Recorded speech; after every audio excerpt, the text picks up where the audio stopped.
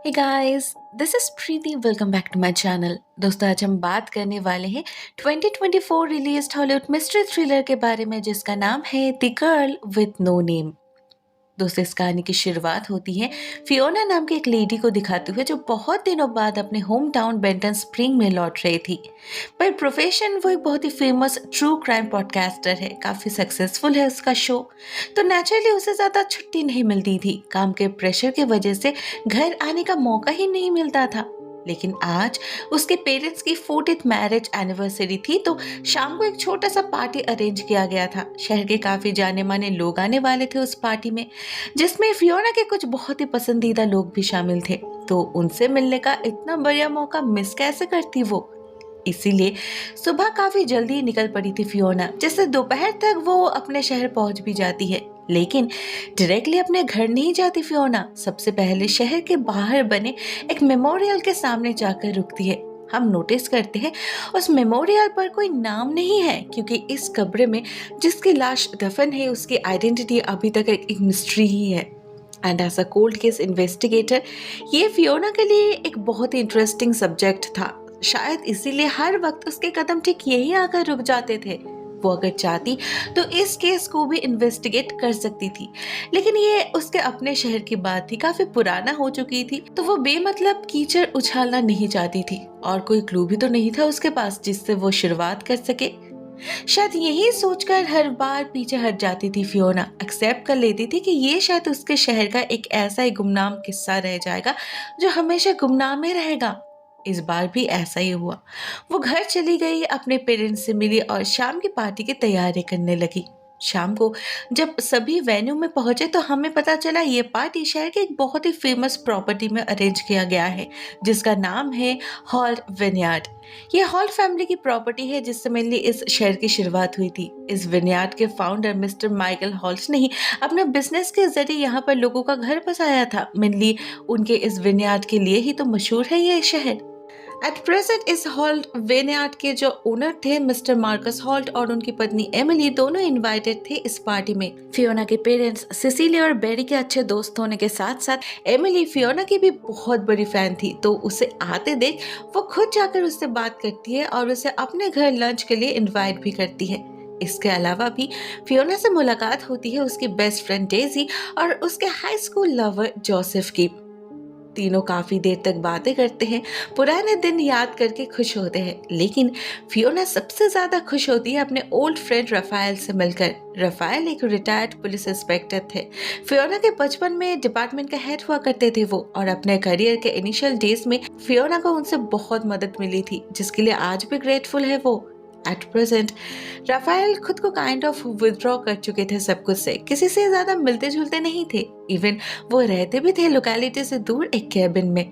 पिछले कुछ सालों में फियोना ने उन्हें देखा तक नहीं था, ना उनकी बातचीत हुई थी, इसीलिए वो इस पार्टी में आएंगे या नहीं इस बारे में वो श्योर भी नहीं थी। ऐसे में उन्हें आते देख फियोना तो बहुत ही ज्यादा खुश हो जाती है। राफेल भी खुश होते हैं अपने पुराने दोस्त से मिलकर। लेकिन उनकी आने की वजह कुछ और भी थी, जो बताने के लिए वो फियोना को बाहर ले जाते हैं सबसे दूर, और बहुत ही धीमी आवाज में उससे पूछते हैं कि उसे द नेमलेस गर्ल के बारे में क्या पता है। अब अचानक इस सवाल से पहले तो फियोना थोड़ा हैरान होती है, फिर कहती है ज्यादा कुछ नहीं, बस इतना पता है कि सालों पहले इस शहर के पुलिस को एक एनोनिमस टिप मिला था कि शहर के बाहर एक स्पॉट पे एक बच्चे की लाश दफन है। कॉल किसने किया था किसी को नहीं पता, लेकिन जब पुलिस वहां पहुंची तो उन्हें सच में एक कंकाल मिला। इनिशियली उस लड़के को आइडेंटिफाई करने की बहुत कोशिश की गई थी, लेकिन कुछ भी सामने नहीं आया, तो ये केस भी कोल्ड पड़ गया। अब इतने सालों तक राफेल को भी इतना ही पता था, लेकिन रिसेंटली वो जब अपने दोस्तों के साथ हैंग आउट कर रहे थे तो उन्हें एक दोस्त से पता चला कि हर साल कोई उस मेमोरियल के सामने फूल रखकर जाता है एक ही डेट पर। अब इसका तो एक ही मतलब हो सकता था कि वो इस लड़की को जानता है, उसे मिस करता है। इससे राफेल को इस केस को रीओपन करने का ख्याल आया और उसने किया भी।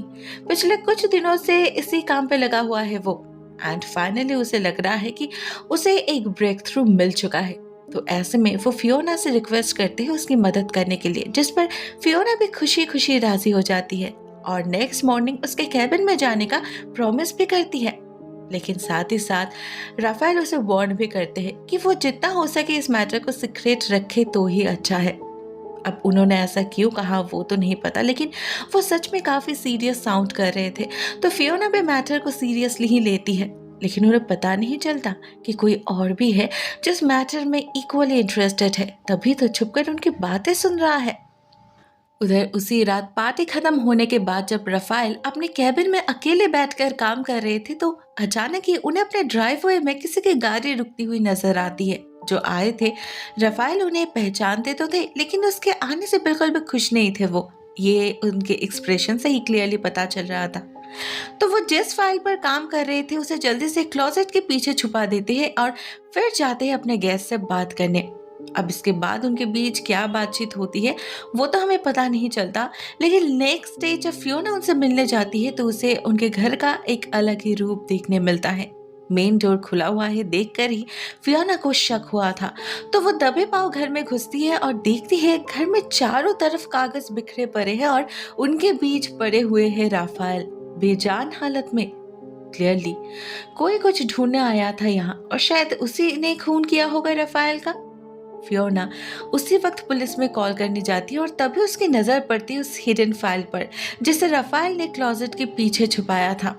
साथ ही साथ फियोना को घर के पीछे की तरफ कोई भागते हुए भी नजर आता है हुडेड कपड़ों में।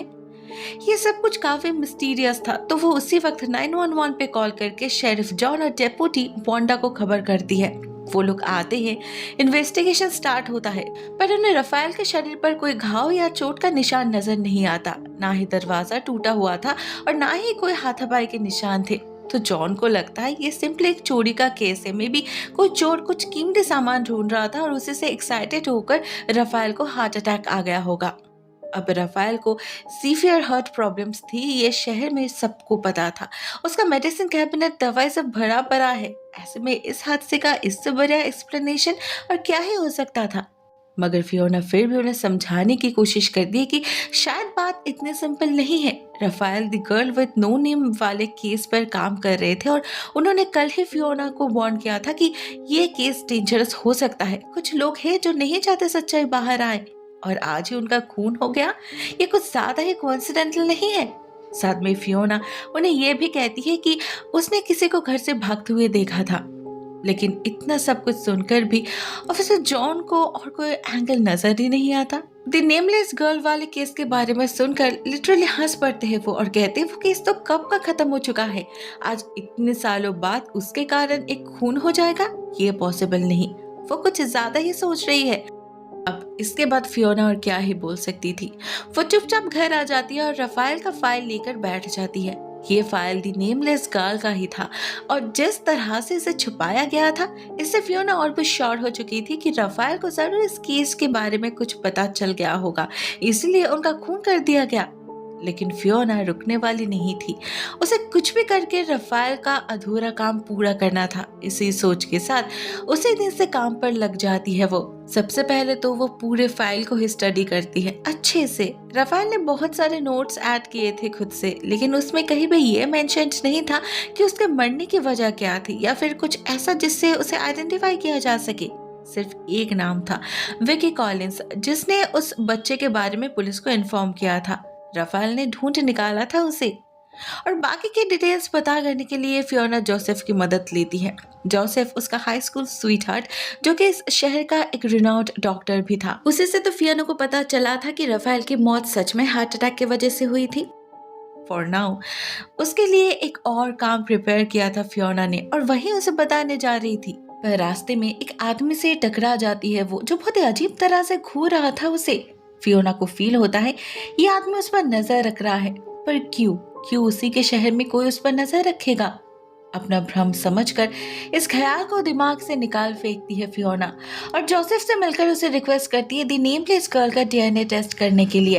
एक्चुअली राफेल ने अपने फाइल में ये तो मेंशन किया था कि उस लड़की का डीएनए सैंपल कलेक्ट किया गया था, लेकिन उसका टेस्ट हुआ था या नहीं या उसका रिजल्ट कहीं भी मेंशन नहीं है। मे बी तब इतना फैसिलिटीज ही नहीं था।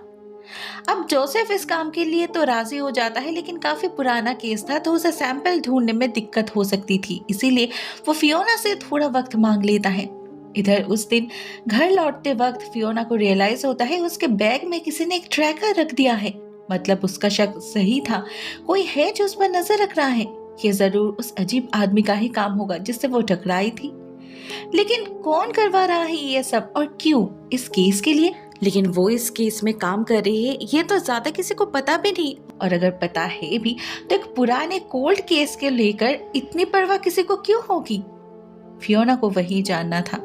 तो वो घर जाती है और अपने पेरेंट्स के साथ डिस्कस करने लगती है, और डिस्कस करते वक्त ही उसे विकी कॉलेज का एड्रेस पता चल जाता है। फियोना भी और देर नहीं करती, उसी शाम विकी के घर चली जाती है और विकी से उसे पता चलता है उस रात के बारे में जब उसे उस बच्चे की AKA द नेमलेस गर्ल की लाश मिली थी। इतना तक तो सब कुछ ठीक था, लेकिन जैसे ही फियोना उससे MH लॉ सूट के बारे में पूछती है उसका चेहरा बदल जाता है। ये बेसिकली माइकल हॉल्ट के अगेंस्ट कोई लॉ सूट था जो विनियर्ड से कनेक्टेड था।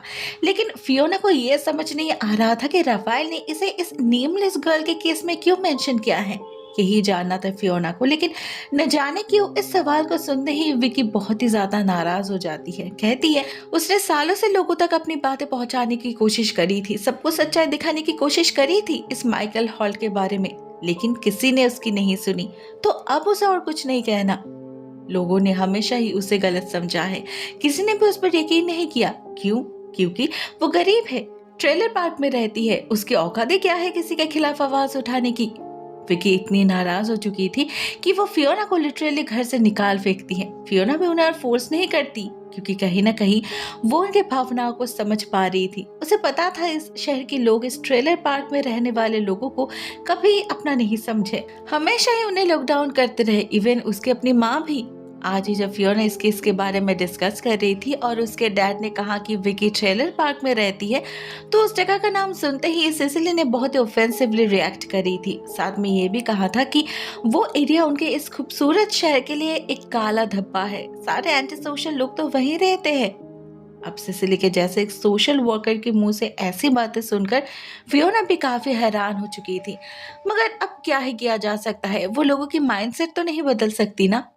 उधर उसी रात घर लौटकर फियोना को एक दूसरा झटका लगता है जब वो देखती है उसके कमरे की खिड़की टूटी हुई है और उसके सामान बिखरे पड़े हैं। क्लियरली कोई कुछ ढूंढ रहा था उनमें। पुलिस के आने पर उन्हें ब्रेक इन का साइन तो मिलता है, लेकिन फियोना के शक पर इस बार भी जॉन को यकीन नहीं होता। वो ये मानने के लिए तैयार ही नहीं थे कि एक क्लोज्ड केस के लिए इतना कुछ हो रहा है। उनके लिए तो ये केस एक डेड एंड था, लेकिन फियोना के लिए नहीं। इनफैक्ट इतना कुछ होने के बाद तो उसका यकीन और पक्का हो चुका था कि वो बिल्कुल सही रास्ते पर जा रही है। किसी को तो डर लग रहा है उसके प्रोग्रेस से। उधर नेक्स्ट डे फियोना का हॉल्ट हाउस में इनविटेशन था, तो उसी दौरान वो मार्कस से इमेज लॉसूट और विकी कॉलेज के बारे में जानने की कोशिश करती है, लेकिन वो उसके सवालों को कम्प्लीटली इग्नोर कर जाता है। अब उसे कुछ भी पता ना हो, उसने कभी इनका नाम सुना ही ना हो, ये तो कम्प्लीटली इम्पॉसिबल था। तो उसने डिनाई क्यों करी? फियोना को काफी सस्पिशियस लगता है उसका बर्ताव, तो वो लंच के बाद बाथरूम जाने के बहाने उनके ऑफिस में घुस जाती है और उनके कंप्यूटर में विकी कॉलेज के बारे में सर्च करती है। उसे याद था आज सुबह ही जब वो डेजी के साथ ब्रेकफास्ट कर रही थी तब उसे मार्कस का कॉल आया था और डेजी ने उसे बताया था कि पासवर्ड टेबल के ड्रॉअर में एक कागज पर लिखा हुआ है। थोड़ा सा सर्च करते ही फियोना को वो पासवर्ड तो मिल जाता है, लेकिन उनके कंप्यूटर पे विकी के बारे में कुछ भी नहीं मिलता।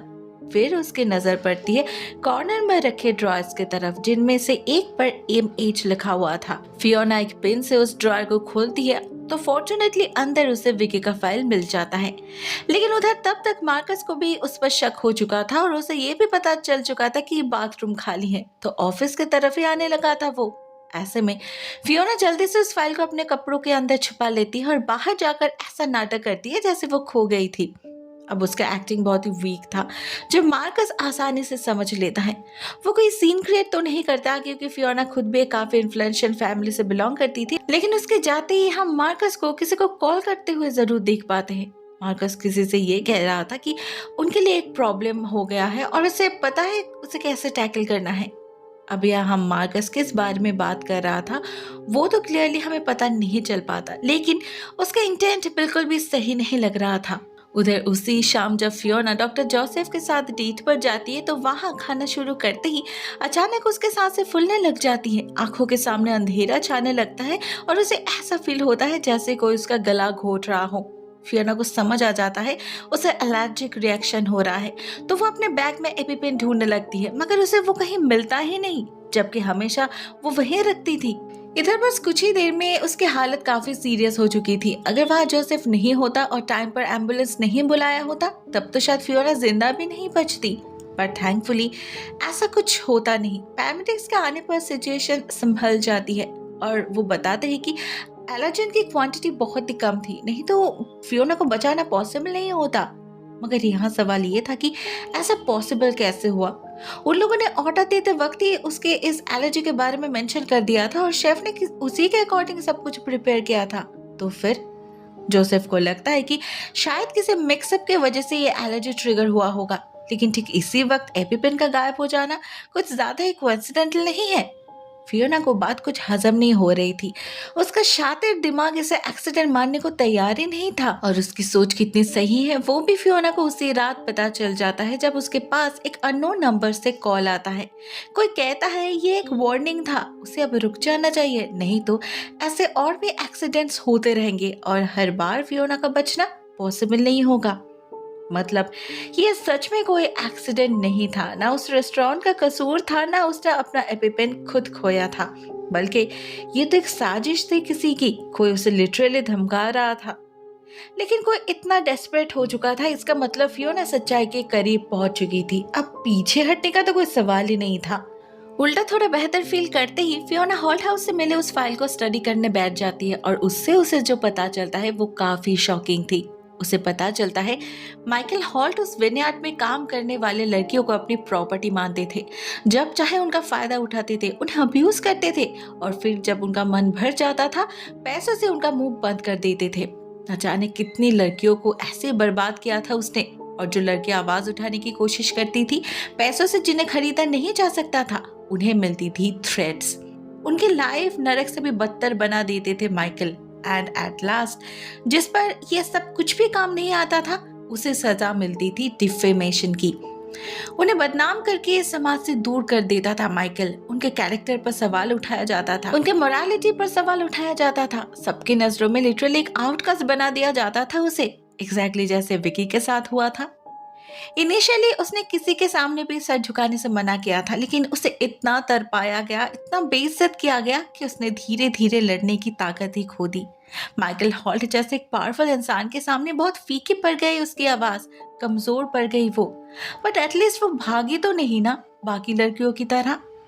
उस फाइल में विकी के नाम के साथ साथ और भी कई लड़कियों के नाम शामिल थे। फियोना ने हर एक को लोकेट करने की कोशिश करी, कांटेक्ट करने की कोशिश करी, लेकिन उनका कोई पता नहीं चला उसे, ऐसे वो एग्जिस्ट ही नहीं करते। फियोना समझ पा रही थी विकी क्यों इतनी डरी हुई है, लेकिन फिर भी वो उसे इंसिस्ट करती है उसके शो में आकर टेस्टिमोनीज देने के लिए, ताकि वो इस सदियों पुराने श्राप से आजाद हो पाए, ऐसे घुट घुट कर जीना ना पड़े उसे। लेकिन विकी हार मान चुकी थी। इस उम्र में फिर से सब कुछ फेस करने की हिम्मत नहीं बची थी उसमें, और फिर से किसी झूठे अपमान का दाग नहीं सह सकती थी वो। इसीलिए वो फिर से एक बार फियोना को मना कर देती है और खाली हाथ ही घर भेज देती है उसे। फियोना को अपने आधे सवाल का जवाब तो मिल चुका था, लेकिन इस सब से उस नेमलेस गर्ल का क्या कनेक्शन वो अभी तक समझ नहीं पाई थी फियोना। पर राफेल ने इसे मेंशन किया था तो कोई ना कोई लिंक तो जरूर होगा। फियोना को अब बस वो मिसिंग लिंक ही ढूंढना था। पर उससे पहले ही एक और नया मुसीबत आकर हाजिर हो जाता है उसके सामने। उस दिन जब फियोना ट्रेलर पार्क से लौट रही थी तब अचानक ही ऑफिसर जॉन और वंडर आकर हाजिर होते हैं उसके सामने और बताते हैं उनके पास खबर है फियोना ड्रग ट्रैफिकिंग कर रही है। सरप्राइजिंगली सर्च करने पर उन्हें एक सीट के पीछे से ड्रग का पैकेट भी मिल जाता है, जबकि फियोना को इसका कोई आइडिया ही नहीं था। एज द रिजल्ट उसे पुलिस स्टेशन ले जाया जाता है फर्दर एग्जामिनेशन के लिए। पता चलता है उन्हें एक एनोनिमस टिप मिली थी कि फियोना शहर से ड्रग्स लेकर उस ट्रेलर पार्क में सप्लाई कर रही है। अब ये ऑब्वियसली किसी की बदमाशी थी, क्योंकि उस ड्रग को चेक करने पर पता चलता है ये तो कोई ड्रग है ही नहीं, असल में तो बेकिंग पाउडर है। फियोना के बैग में भी कोई ट्रेस नहीं मिलता तो उसे सर्च करके छोड़ दिया जाता है। लेकिन इससे एक बात क्लियर हो जाती है फियोना के लिए कि कोई उसे टारगेट कर रहा है, उसे रोकने की कोशिश कर रहा है, हर पॉसिबल तरीके से कोशिश कर रहा है उसके रास्ते पर रुकावट पैदा करने की। तभी तो उसे इन सारे फालतू चीजों में हरास्ट होना पड़ रहा है। पुलिस को पता नहीं क्यों कुछ दिख नहीं रहा था। फियोना को तो लिटरली गुस्सा आने लगा था ऑफिसर जॉन पर। वो सब कुछ इतना कैजुअली कैसे ले पा रहे हैं? पहले वो ट्रैकर, फिर ब्रेक इन, फिर उसे पहुंचने की कोशिश। इतना कुछ हो चुका था फियोना के साथ, फिर भी उन्हें समझ नहीं आ रहा था कि कोई उसे फंसाने की कोशिश कर रहा है। क्यों क्यों वो सब कुछ देखकर भी अनदेखा कर रहे थे? इसका जवाब फियोना को उसी रात पता चल जाता है जब उसे अपने बैग में से सारे फाइल्स गायब मिलते हैं। न राफेल वाली फाइल थी जो उसे राफेल के घर से मिली थी, न विकी वाली जो उसने हॉट हाउस से चुराई थी। एक भी फाइल नहीं थी बैग में। क्लियरली पुलिस स्टेशन में ही चेकिंग के वक्त हटाया गया था उन्हें। पर क्यों और कौन? क्या इसका मतलब ऑफिसर जॉन भी शामिल है इस सब में? शुरू से ही फियोना को शक था उन पर। वो शुरू से ही बहुत सस्पिशियसली बिहेव कर रहे थे, स्पेशली जब फियोना पुलिस स्टेशन में कॉल करती है और उसे जॉन नहीं मिलता और वांडा बताती है कि लॉकअप में कोई फाइल नहीं है। तब तो फियोना का शक और गहरा हो जाता है। हो ना हो ऑफिसर जॉन ने ही चुराया था उन एविडेंस को। लेकिन अभी अपने एविडेंसेस के बिना फियोना फिर से जीरो पे पहुंच चुकी थी। तो वो फिर से एक बार विकी के पास जाती है और उसे सब कुछ बताकर रिक्वेस्ट करती है सबके सामने अपनी बातें रखने के लिए। एक बार अगर उसने आवाज उठाई तो बाकी लड़कियां भी जरूर सामने आएंगी, उन्हें और भी टेस्टिमोनीज मिलेंगे। लेकिन विकी राजी नहीं होती। ऐसे में फियोना के पास एक ही उपाय बचा था, डेजी। वो हॉल्ट फार्म में काम करती है तो वो उनके फाइल्स को जरूर एक्सेस कर पाएगी। और इतने बड़े केस के बारे में वो सिर्फ एक ही फाइल था, ऐसा तो पॉसिबल नहीं है ना। फियोना डेजी से रिक्वेस्ट करती है उसे वहां एंट्री दिलाने के लिए ताकि वो बाकी एविडेंसेस भी ढूंढ सके। अब श्योरली ये काम बहुत ही रिस्की था। डेजी की जॉब जा सकती थी और उस पर केस भी हो सकता था। लेकिन फिर भी फियोना के कहने पर उसकी मदद करने के लिए राजी हो जाती है डेजी और उसी शाम चोरी छुपे उसे ले जाती है उनके ऑफिस के बेसमेंट में। आखिर फियोना उसकी बेस्ट फ्रेंड थी और अपने बेस्ट फ्रेंड के लिए इतना तो वो कर ही सकती थी। फियोना भी उसके पीछे पीछे नीचे चली जाती है। लेकिन कुछ आगे जाते ही अचानक ही बेसमेंट में सारे लाइट्स ऑफ हो जाते हैं और पीछे से मार्कस आकर क्लोरोफॉर्म से फियोना को बेहोश कर देता है। कुछ देर बाद जब उसका होश लौटता है तब तक बेसमेंट का डोर लॉक्ड हो चुका था। अब नेचुरली इससे तो फियोना काफी घबरा जाती है और दरवाजे के पास जाकर चिल्लाने लगती है। डेजी रिस्पॉन्स भी करती है लेकिन उसकी मदद नहीं करती, उल्टा उससे कहती है उसे इस सब मामलों में पड़ना ही नहीं चाहिए था। वो क्यों उसकी लाइफ को बर्बाद करने पर तुली हुई है। दोस्तों यहाँ पर उसकी बातों से हमें पता चलता है डेजी असल में सिर्फ मार्कस के सेक्रेटरी ही नहीं है बल्कि उसकी लवर भी है। वो दोनों प्यार करते हैं एक दूसरे से और मार्कस ने उससे प्रॉमिस किया है कि वो इस विनयार्ड को बेचकर सारा पैसा लेकर उसके साथ भाग जाएगा, एमिली को डिवोर्स दे देगा और उसके प्रीनैप के रहते उसे एमिली को कोई भी एलिमनी देनी नहीं पड़ेगी। तो उन पैसों से किसी और शहर में जाकर अपना घर बसाएंगे दोनों, कोई कमी नहीं रहने देगा वो डेजी की। मार्कस ने प्रॉमिस किया है उसे। प्लान बिल्कुल सेट था और उन्हें बायर भी मिल चुका था। मोटी रकम का डील होने जा रहा था बहुत जल्द। लेकिन इसी बीच फियोना ने अपनी छानबीन शुरू करी और इस विनयार्ड के अतीत के काले राज बाहर आने लगे। अब ये विनयार्ड एक फैमिली हेरिटेज प्रॉपर्टी है, उसके कल्चरल बैकग्राउंड के लिए फेमस है। उसी के दम पर तो इतना सारा पैसा मिल रहा था उन्हें। लेकिन अगर बायर्स को इसके डार्क हिस्ट्री के बारे में पता चले तो कौन खरीदेगा इसे?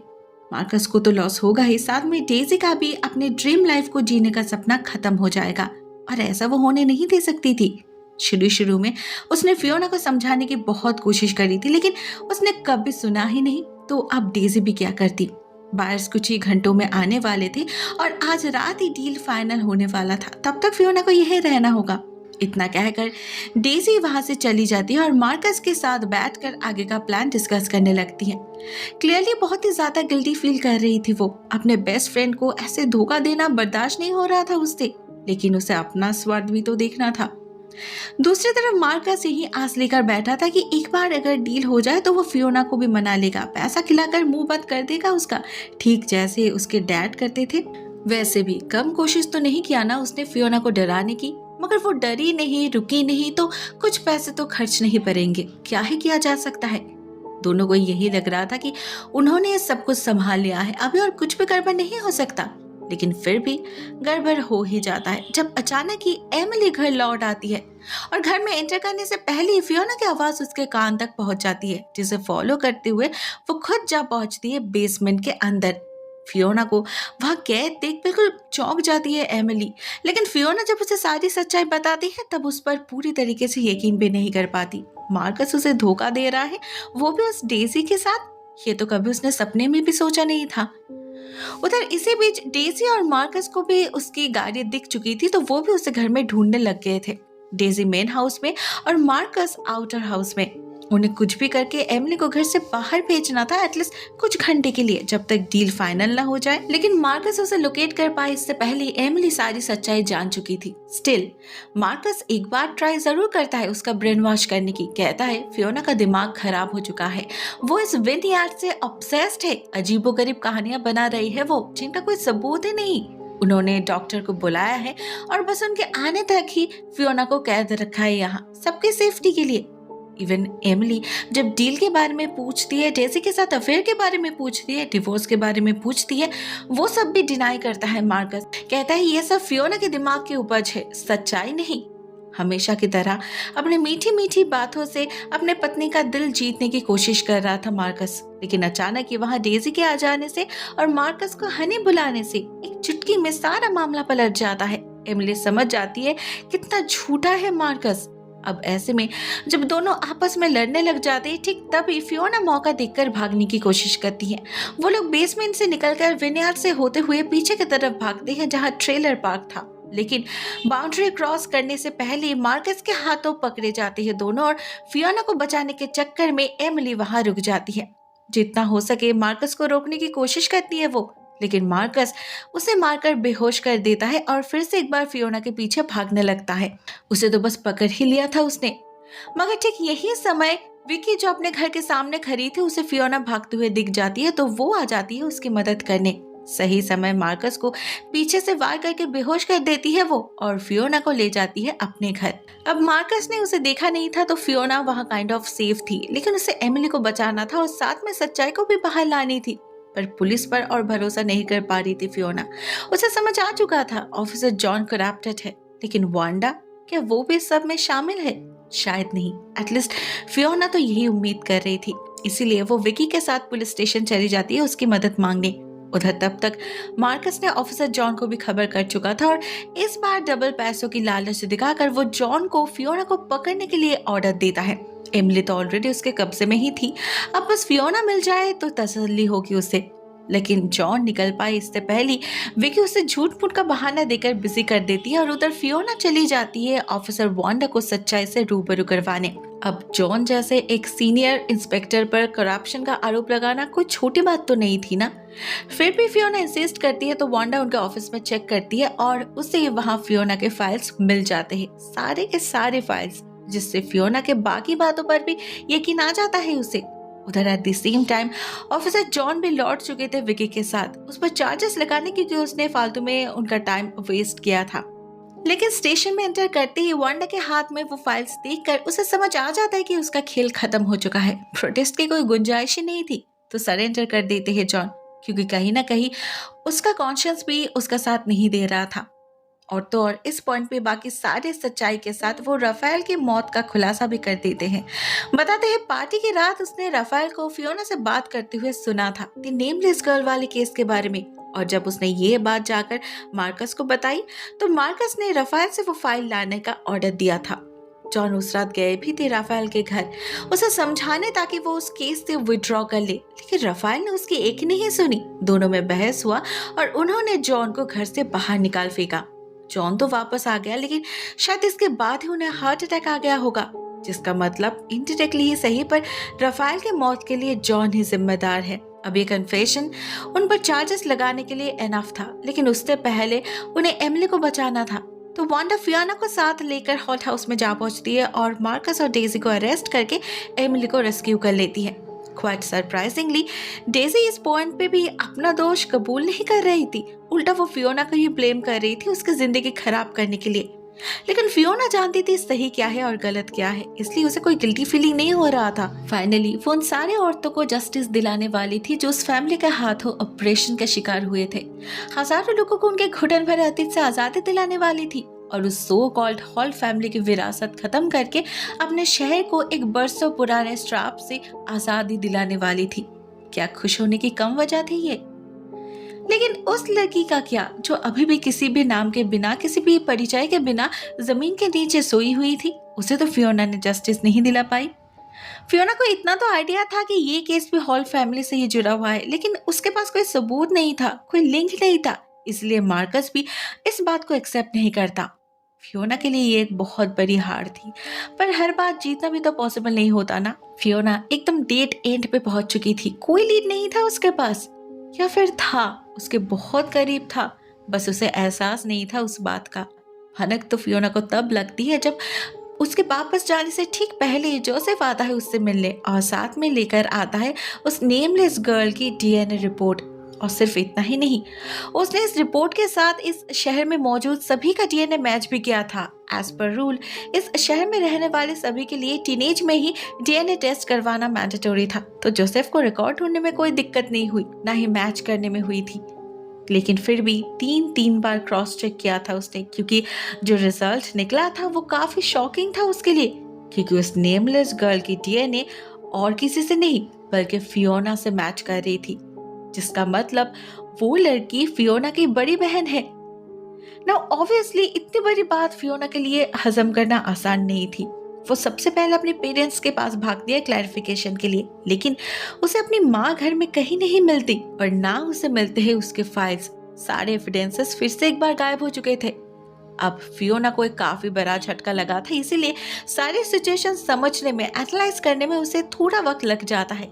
लेकिन जब फाइनली वो सारे डॉट्स को जोड़कर देखती है तो पूरी पिक्चर उसके लिए क्लियर हो जाती है और उसी वक्त वो समझ भी जाती है उसकी माँ कहाँ हो सकती है, उस नेमलेस गर्ल के मेमोरियल के पास।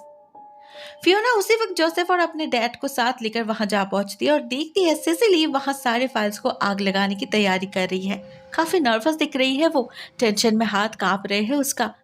फियोना को देखते ही वो और खुद को संभाल नहीं पाती, रो पड़ती है और फियोना जब उसे कन्फ्रंट करती है तब सारी सच्चाई कबूल भी कर लेती है। पता चलता है माइकल हॉल्ट के हाथों अब्यूज्ड हुई उन लड़कियों में से सिसिली खुद भी एक थी। माइकल ही पिता थे उस नेमलेस गर्ल का, जिसका नाम था रोज। सिसिली गरीब परिवार से बिलोंग करती थी। विनयार्ड में नौकरी मिलने के बाद वो ट्रेलर पार्क में रहने लगी थी। बहुत ही यंग थी तब वो, ना समझ थी, माइकल के भोली भाली बातों में आ गई थी बेचारी। फिर जब इस बच्चे का जन्म हुआ तब भी उन्होंने वहीं पर छुपकर उसकी परवरिश करती रही अकेले। माइकल ने कभी कोई रिस्पॉन्सिबिलिटी नहीं ली। फिर जब कुछ दिनों बाद अचानक ही रोज की मौत हो गई तब माइकल ने उसके लाश को कहीं ले जाकर छुपा दिया। कहाँ, वो सिसिली को नहीं बताया।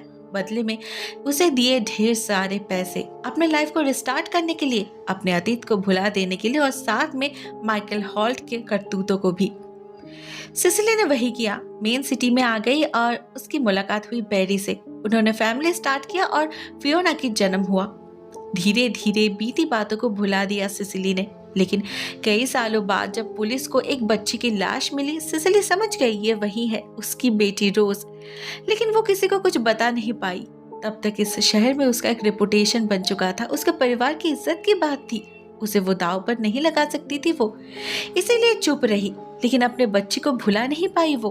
हर साल रोज के जन्मदिन पर उसके मेमोरियल के पास जाकर रोती रही सिसिली, उसे याद करती रही। और वही एक दिन राफेल को पता चल गया। उस रात पार्टी में सिर्फ ऑफिसर जॉन ने उसे फियोना के साथ बात करते हुए नहीं सुना था, बल्कि सिसिली ने भी सुना था और सुनकर काफी बड़े कश्मकश में पड़ चुकी थी वो, क्योंकि वो नहीं चाहती थी उसके बेटी को कभी इस राज के बारे में पता चले, वो भी इस तरह से इतने दिनों बाद। इसीलिए वो नेक्स्ट डे खुद ही राफेल के घर चली गई उससे बात करने। लेकिन उससे पहले ही उनकी मौत हो चुकी थी, तो सिसिली को खाली हाथ ही लौटना पड़ा। उसी को तो देखा था फियोना ने हुडेड कपड़ों में। फिर जैसे जैसे उसका इन्वेस्टिगेशन बढ़ता गया, सिसिली और डेस्परेट होती गई एंड फाइनली इन सबूतों को डिस्ट्रॉय करने का फैसला कर लिया। वो इन्हें पब्लिश होने नहीं दे सकती थी, बहुत ही ज्यादा शर्मिंदा थी वो, अपने पति और बेटी से नजरें भी मिला नहीं पा रही थी। लेकिन फियोना उन्हें हिम्मत देती है और समझाती है इनमें उनका कोई कसूर नहीं, वो भी तो एक विक्टिम ही थी। तो क्या वो नहीं चाहती उनके अब्यूसर के बारे में लोगों को पता चले, उनके बेटी को एक प्रॉपर बरियल मिले?